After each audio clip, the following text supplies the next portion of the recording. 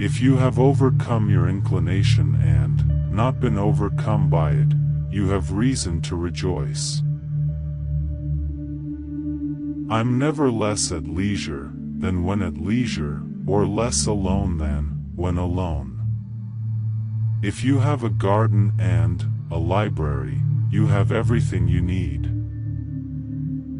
Advice in old age is foolish, for what can be more absurd than to increase our provisions for the road, the nearer we approach to our journey's end? It is easier to find men who will volunteer to die than to find those who are willing to endure pain with patience. If you must break the law, do it to seize power. In all other cases, observe it.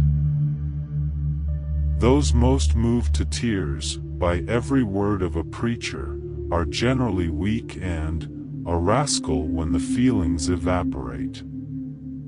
An angry man is again angry with himself when he returns to reason. A shoe that is too large is apt to trip one, and when too small, to pinch the feet.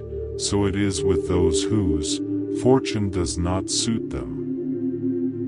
The lofty pine is oftenest shaken by the winds, high towers fall with a heavier crash, and the lightning strikes the highest mountain. Young men, hear an old man to whom old men hearkened when he was young.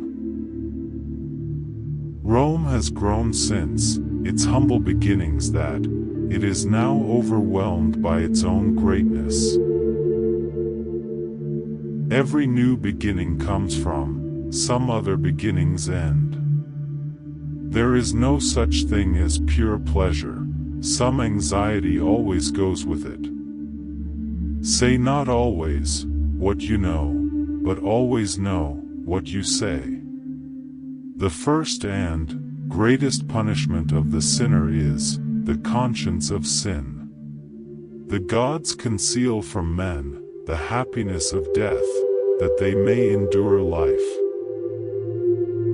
I have often wondered how it is that every man loves himself more than all the rest of men, but yet sets less value on his own opinions of himself than on the opinions of others.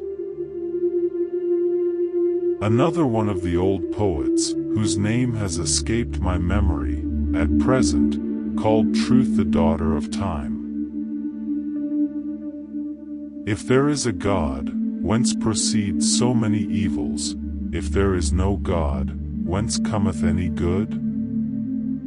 We find that the Romans owed the conquest of the world to no other cause than continual military training, exact observance of discipline in their camps, and unwearied cultivation of the other arts of war.